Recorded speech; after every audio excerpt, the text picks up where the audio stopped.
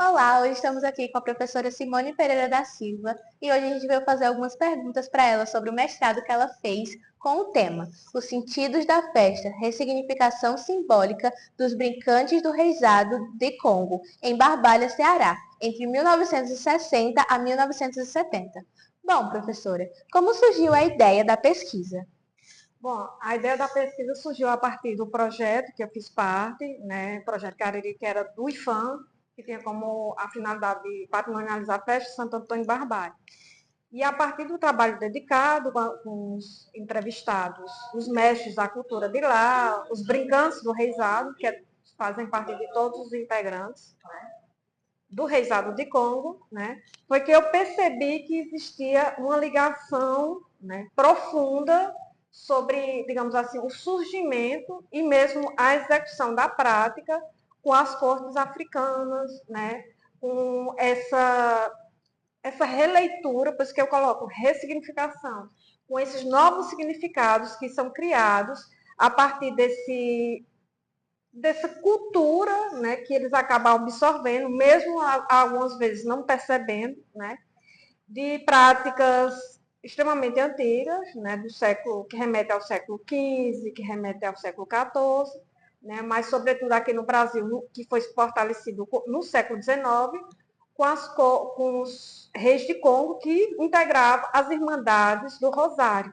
existente aqui no Brasil. Né? Irmandades essas que eram confrarias negras, né, em devoção à Nossa Senhora do Rosário, e eles criavam essa irmandade, né, dos irmãos de cor, que tinham como finalidade algumas ações sociais também, né, como juntar dinheiro para compra de alforria, em alguns casos, as festas de devoção dessa santa, né, ajudar os irmãos de fé, que era quando tivesse um momento de necessidade, né, se algum membro da família fosse casado e porventura viesse a falecer, né, os dinheiros arrecadados com o pagamento dos irmãos de fé, que entravam nessa confraria, eram revertidos em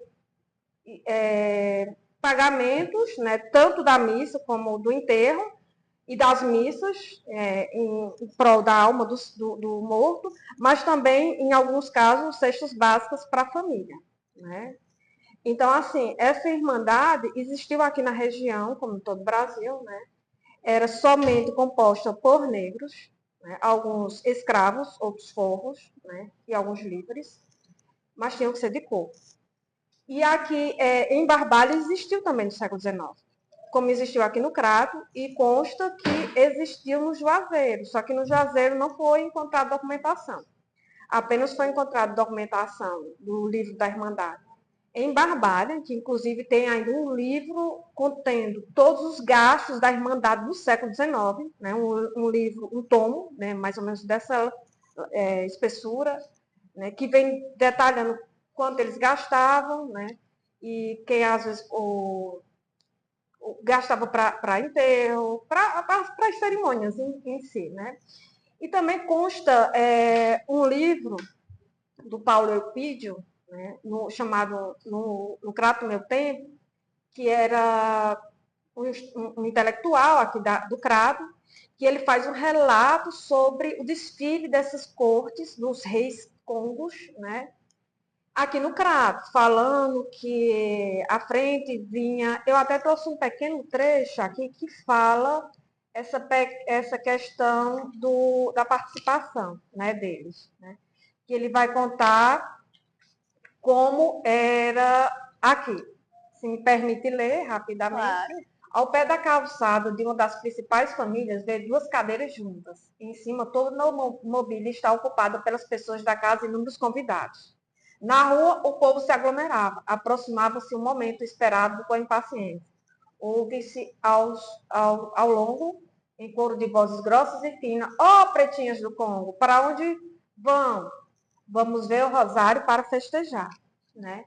E aí mostra que as famílias ditas tradicionais aqui viam essa festividade com bons olhos, porque era um momento, né, de festejar Nossa Senhora, mas também de criar uma relação de sociabilidade com esses negros, também com vista que eles não fugissem, né?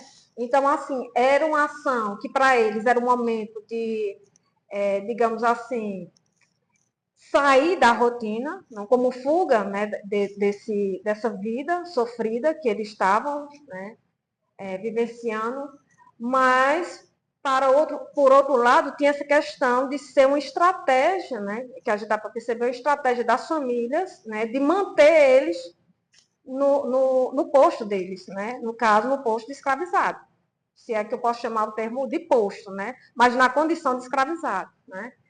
Então, tinha esses momentos de liberdade que eles encontravam para sociabilizar, reencontrar os familiares que estavam em outras fazendas. Isso não acontecia só aqui, acontecia em outras partes do Brasil, né? Mas também eram momentos de negociar com seus senhores, né?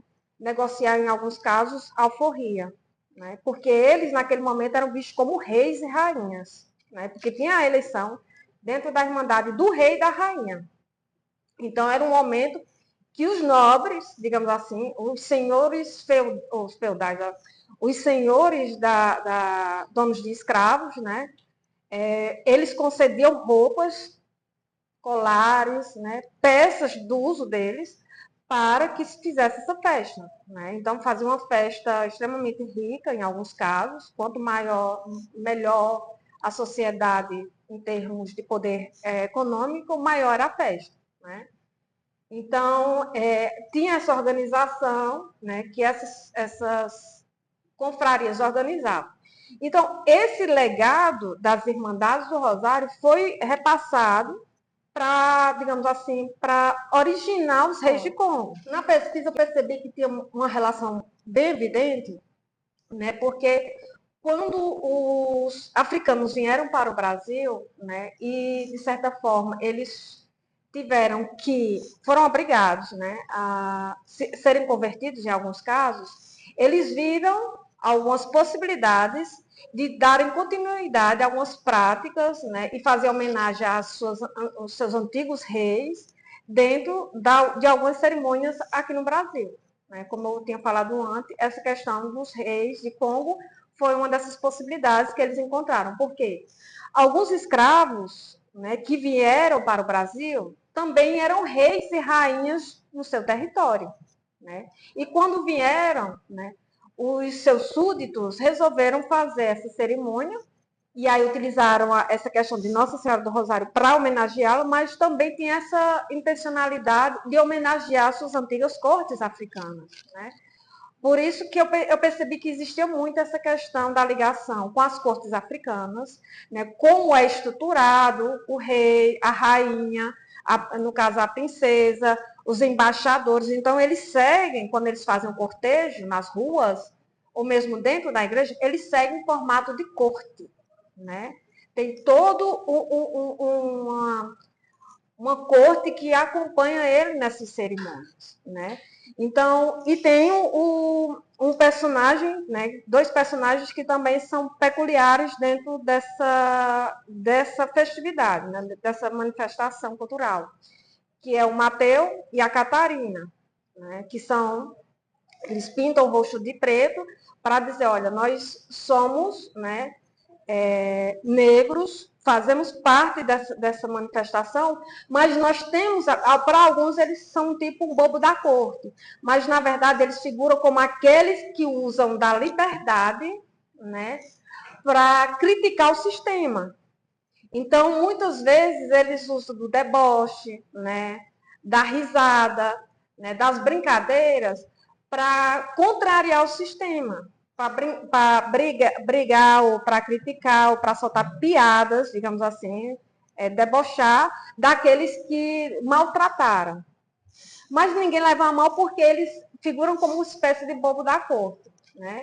Mas é uma forma de resistência, né, que a gente percebe que dentro desse sistema opressor eles encontraram essa brecha, né, e utilizaram, né, do sarcasmo, da brincadeira, da ironia, para fazer sua forma de resistência. Né? Então, o que a gente pode perceber justamente é que o reisado de Congo, por isso que é reisado de Congo, que tem a ver com o Congo, né, lá no continente africano, é uma forma de resistência dessas práticas que ainda figuram, mesmo nesse território que é tão longínquo e que para alguns aqui não teve escravo, que não teve negro, que, né, essa história mais tradicional que tenta apagar esses vestígios desses grupos que aqui estiveram. Prosseguindo, eu quero perguntar agora se tem algum outro aspecto que tenha relação com a temática racial. Bom, eu posso, nesse momento, acrescentar 2 elementos. Né? Um, que é outra versão do reisado, que muitos associam à festividade do Natal, e também aos 3 reis magos. E aí tem o Baltazar, que também era negro, que vinha também do continente africano. Então, ele, para alguns mestres da cultura, chamavam ele do Reis do Oriente, porque ele vinha do continente, né? E tinha essa relação dessa importância que para eles é um tipo de santo, né? Então, eles criaram toda uma história que os reis do Oriente vai lutar contra Carlos Magno. E a gente sabe que na história Carlos Magno era aquele que teria lutado, né, em prol da religião católica. E se o rei do Oriente de certa forma, um opositor a Carlos Magno, e os Santos Reis do Oriente está ligado ao Baltazar, que é dos Reis Magos, então fica essa contradição, né? Ao mesmo tempo que é um elemento, o Baltazar, que estaria indo no nascimento de Jesus Cristo, né? E que naquela época não existia a religião católica, né? Se ele não era da religião católica, de qual religião ele era? Né? E lembrando, Carlos Magno, se ele é em defesa da cristandade, ele lutou contra quem? Né? E aí tem toda essa ligação dos muçulmanos, da religião africana, né? Que era visto como um elemento de combate, né? Da própria religião católica. E aí eles ficam o tempo todo a luta dentre os cristãos contra os mouros, que aí tem relação também com uma chanson rolando na Idade Média, que ia contar a luta de Carlos Magno contra os mouros, mostrando a versão do bem contra o mal. E aí isso traz essa questão, né, de que durante muito tempo, né, os grupos africanos eram vistos como aqueles que estavam associados a tudo que era negativo, diferente dos brancos europeus, dos católicos, que era visto como bons, tudo que é positivo, elevado, nobre, né? Então, há essa contradição dentro, né? Mas, ao mesmo tempo, eles trazem essa leitura de reafirmação. Então, assim, muitos não têm consciência. Embora eu também encontrei alguns aspectos de encontrar mestres que diziam que tinham momentos, e alguns tinham relação com o candomblé, de incorporar no momento das embaixadas, que é no momento da disputa de espadas. Né? Então, assim, tem vários elementos. E outro aspecto é essa questão de que alguns professores, pesquisadores como a Cícera Nunes, por exemplo, ela trabalha nessa perspectiva de defender o reisado de Congo no ensino, como uma temática racial, mostrando justamente essa ligação da história com a memória, com a cultura e com essas remanescências e essas raízes que nos ligam a esse outro continente que é tão rico, né, e tão cheio de história a ser explorada. É isso. Bom, com isso encerramos o nosso debate com a professora Simone. Eu queria agradecer a senhora por ter disponibilizado um pouco do seu tempo e do seu projeto. Eu que agradeço. É um prazer.